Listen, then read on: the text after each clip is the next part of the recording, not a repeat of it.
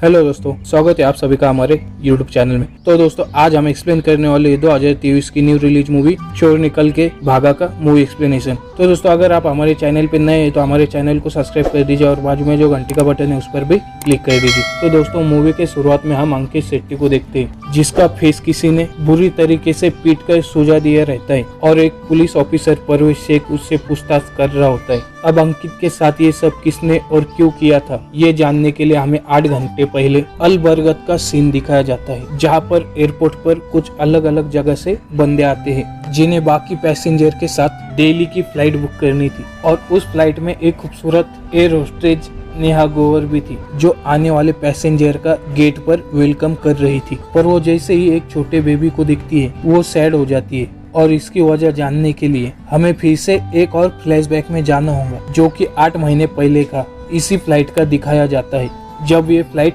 अलबरगत से दिल्ली जा रही थी, जिसकी फर्स्ट टाइम मुलाकात नेहा की अंकित से हुई थी उसका फ्रूट रिप्लेस करने के बारे में। और तब गलत फ्रूट ऑर्डर करने की वजह से इसीलिए नेहा ने अपना फ्रूट अंकित को दे दिया था और इसीलिए फ्लाइट से जाने से पहले नेहा का शुक्रिया अदा करने के लिए अंकित ने उसे एक कप कॉफी के लिए पूछा था, पर नेहा का उसमें कोई इंटरेस्ट नहीं था, इसलिए उसने उस टाइम उसे मना कर दिया था। पर शाम को नेहा जब अपने फ्रेंड के साथ पब में पार्टी कर रही थी, पर उसे वहाँ पर फिर से अंकित दिखाई दिया और अंकित ने नेहा के पास आकर उससे कहा कि लगता है कि कायनात उन्हें बार बार मिलाने की कोशिश कर रही है। पर फिर से नेहा ने उसके बातों पर ध्यान ही नहीं दिया और वहाँ से चली गई। पर इतना आसान कहा था अंकित जैसे आशिकों से पीछा छुड़वाना। रास्ते में नेहा की कार खराब हो गई और तब उसे अंकित ने ही लिफ्ट दी और उसके बाद उन दोनों की भी चैटिंग शुरू हो गई। अपनी बातों से अंकित ने आखिरकार उसे कॉफी के लिए बुला ही लिया और फिर वो कॉफी से डिनर और डिनर से पार्टी में भी साथ जाने लगे और अक्सर उनकी मुलाकातों की काउंटिंग बढ़ती ही चली गई। अंकित की इमोशनल बातों ने नेहा को टच किया, क्योंकि अंकित का इस दुनिया में कोई भी नहीं था और उसे वो अपने लाइफ में शामिल करना चाहता था। और अगली ही मुलाकात उनकी बेड तक पहुंच गई, जिसके बारे में आप लोग बहुत देर से सोच रहे थे। उसके बाद उन दोनों के बीच क्या हुआ ये तो आप समझ ही सकते हैं। और इसी तरह से वो लोग कुछ ही स्टेप में एक दूसरे के काफ़ी करीब आ गए थे। क्या आपको लगता है कि किसी लड़की को इतनी जल्दी पटाया जा सकता है? और अब सीन कट होकर प्रेजेंट का दिखाया जाता है, जहाँ पर एक ओल्ड मैन हॉट वाटर लेकर वॉशरूम में जाता है। नेहा अपने पैसेंजर को फूड सर्व कर रही होती है। वहाँ पर नेहा की नज़र अंकित पर जाती है, क्योंकि उस टाइम वो भी उसी फ्लाइट में था। और फिर हमें फिर से फ्लैशबैक का सीन दिखाई जाता है, जहाँ पर नेहा को पता चलता है कि वो प्रेग्नेंट हो चुकी है। और ये बात सुनकर अंकित खुशी से नेहा से कहता है कि हम लोग पेरेंट्स बनने वाले हैं। और फिर वो तुरंत अपनी रिंग निकाल कर नेहा को शादी के लिए कहता है। पहले तो सडनली ये सुनकर नेहा शॉक हो जाती है, पर बाद में वो इसके लिए एग्री हो जाती है।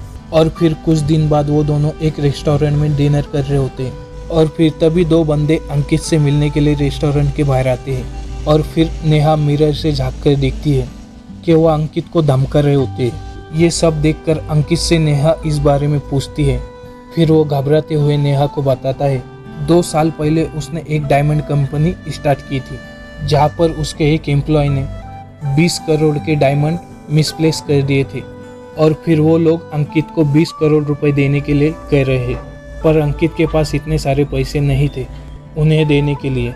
और ये सब सुनकर नेहा बहुत गुस्सा होती है और अपनी एक स्टोरी अंकित को बताती है। वो अपने फादर के साथ अंडरवर्ल्ड का पैसा हैंडल करती थी। उस टाइम अकाउंट में उनसे कुछ गड़बड़ी हो गई थी और फिर उन लोगों ने नेहा के फादर को उसके सामने ही मार डाला था। और फिर उसने अपनी कज़न सुधांशु का साथ छोड़ दिया था।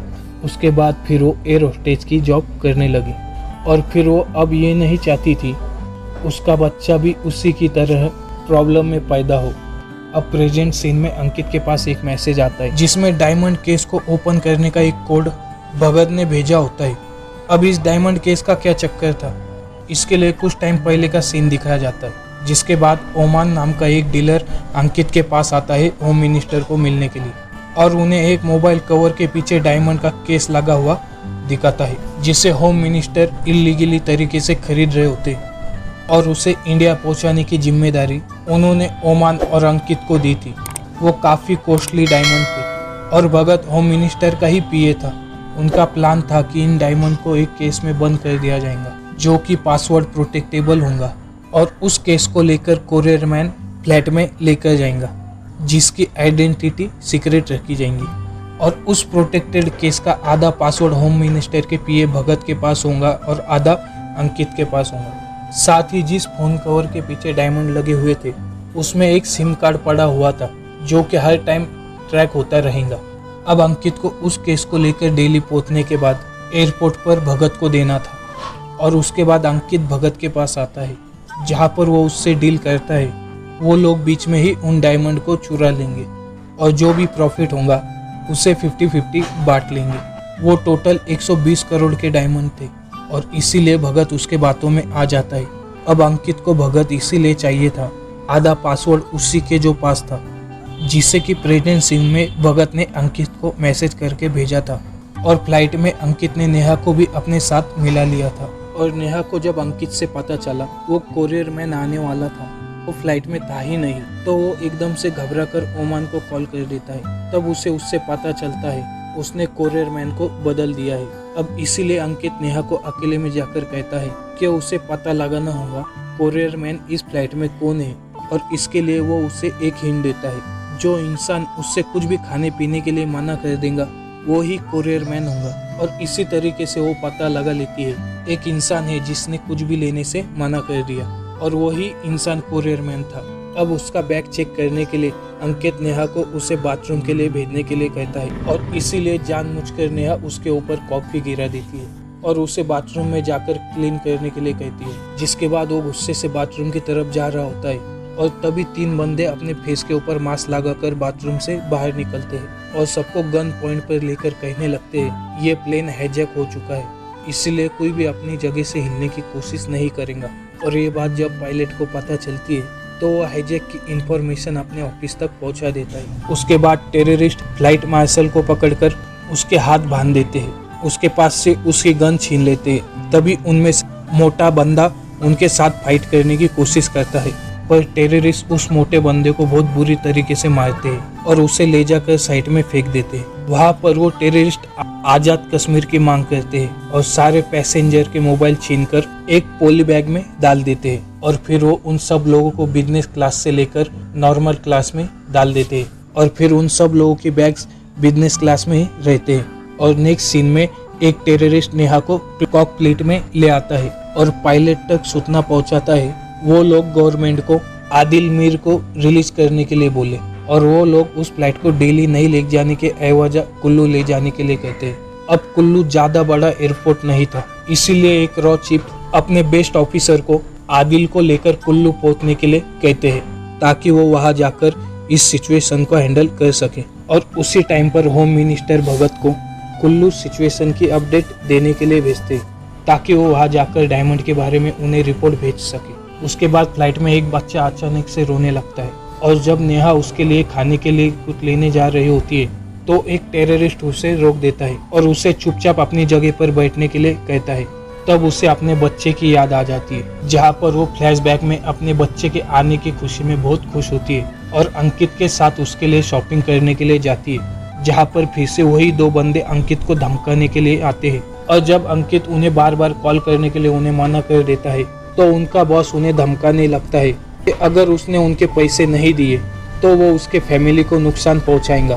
और इसीलिए अंकित नेहा को लेकर वहां से निकलने की कोशिश करता है, और तभी तब वो दोनों बंदे आकर अंकित को मारने लगते हैं। और जब नेहा उसे बचाने के लिए आगे जाती है तो वो लोग नेहा के पेट पर लात मारकर उसे नीचे गिरा देते हैं, जिसकी वजह से नेहा का मिसकैरेज हो जाता है और वो अपने बच्चे को खो देती है।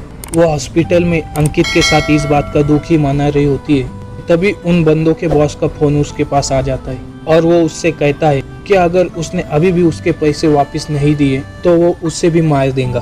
तो अंकित उससे कहता है कि उसके पास इतने पैसे नहीं है, तो वह अंकित को डायमंड चोरी करने के लिए कहता है। तब नेहा अंकित का साथ देने के लिए एग्री हो जाती है, क्योंकि वो उसे नहीं खोना चाहती थी। वो उससे बहुत प्यार करती थी और यही रीजन था जिसके लिए नेहा अंकित के साथ इस चोरी में शामिल हुई थी। अब प्रेजेंट सीन में अंकित अस्थमा अटैक का नाटक करता है, टेररिस्ट को अपने बैग से इनहेलर पंप लाने के लिए कहता है और फिर वो बिजनेस क्लास में आकर डायमंड ढूंढने के लिए लगता है और फिर उसे एक बैग में डायमंड केस मिल जाता है जिसे वो ओपन कर देता है। पर तभी वहाँ पर एक टेररिस्ट आ जाता है और उस टेररिस्ट को देखकर अंकित जल्दी से उस केस को उस बैग में छुपा देता है। वो टेररिस्ट उस पर शक करता है और उसके चेहरे पर जोर से पंच करता है, जिसके वजह से अंकित के नोट से ब्लड निकलने लगता है। बड़ी मिन्नतों के बाद नेहा उसे पट्टी करने के लिए उसके पास आती है। वहाँ पर अंकित उससे कहता है कि उन्हें किसी भी हालत में अपना काम पूरा करना ही पड़ेगा और उधर आदिल शेख को जेल से निकालकर कुल्लू ले जाया जाता है। पर उसे एक बात समझ नहीं आ रही होती है, आदिल मिल को उन टेररिस्ट ने क्यों मांगा, क्योंकि आदिल तो खुद टेररिस्ट के अगेंस्ट बात करता था। दूसरी तरफ अंकित मुंह धोने के बहाने से नेहा को वॉशरूम ले जाता है, जहाँ पर वो नेहा को उन डायमंड्स को निकाल कर लाने के लिए कहता है, क्योंकि वो एयर होस्टेज थी, वो वहाँ पर जा सकती थी। पर नेहा उन टेररिस्ट के वजह से डर रही थी, पर अंकित उसे अपनी जान को बचाने के लिए ऐसा करने के लिए फोर्स कर रहा होता है। उसके बाद शेख उन टेररिस्ट पे फोन पर बात करता है और उन्हें बताता है कि वो आदिल मेर को लेकर कुल्लू पहुंच चुके हैं और वो पैसेंजर को कोई भी चोट नहीं पहुंचाएंगे। इसी बीच अंकित चुपके से बिजनेस क्लास में आ जाता है और उस डायमंड केस को चेक कर उसमें से सिम निकाल देता है ताकि उसे कोई ट्रैक नहीं कर पाए। और फिर तभी वहाँ पर एक टेररिस्ट आ जाता है और वो अंकित के बैग में उस डायमंड केस को देख लेता है और उसी वक्त अंकित और उसके बीच फाइट होने लगती है, जिसमें लैंड होते ही गलती से बंदूक चल जाती है और उसमें उस टेररिस्ट की मौत हो जाती है। अब गोली की आवाज सुनकर बाकी टेररिस्ट भी वहाँ पहुंच जाते और अंकित को मारने लगते। वो लोग अंकित को बुरी तरीके से इंजर्ड कर बाथरूम में बंद कर देते और इसी का फायदा उठाकर फ्लाइट मार्शल वहाँ आ जाता है और वो मरे हुए टेररिस्ट की गन लेकर उन 2 टेररिस्ट को शूट कर देता है और सबको बताता है उसने टेररिस्ट को मार दिया है, अब वो लोग सेफ है। ये सुनकर वहाँ पर मौजूद लोग बहुत खुश होते हैं। पर तभी वो बाथरूम में देखता है अंकित के बॉडी पर उन टेररिस्ट ने बॉम्ब बांधकर रखा है और बॉम्ब की बात सुनकर सारे पैसेंजर डर जाते हैं और तब तक प्लेन लैंड हो चुका होता है। इसीलिए सारे पैसेंजर को जल्दी से वहाँ से बाहर निकाला जाता है और एक बॉम्ब स्क्वाड की टीम अंकित के पास आती है, जहाँ पर उन्हें पता चलता है वो एक फेक बॉम्ब था। उधर होम मिनिस्टर मीडिया में आकर बयान दे देते हैं कि उन्होंने सारे पैसेंजर की जान बचा दी है और उधर अंकित को भी बाहर निकाल लिया जाता है। इसे लेकर नेहा एयरपोर्ट के अंदर आने लगती है, पर तभी भगत का उसके पास फोन आता है तो डायमंड केस देने के लिए उसके पास चला जाता है। साथ ही शेख अपने पुलिस टीम को मरे हुए क्रिमिनल की बॉडी आइडेंटिफाई करने के लिए भेजते, पर वो सारे प्लेन को चेक करने के बाद शेख को बताते हैं कि वहाँ पर किसी भी टेररिस्ट की बॉडी ही नहीं है और ये सुनकर शेख शॉक हो जाते हैं और इसीलिए शेख जल्दी से एयरपोर्ट के अंदर आकर सारे एग्जिट गेट बंद करवा देते हैं और वहाँ पर फ्लाइट मार्शल को ढूंढने लगते हैं, क्योंकि उसी ने सारे टेररिस्ट को मारा था।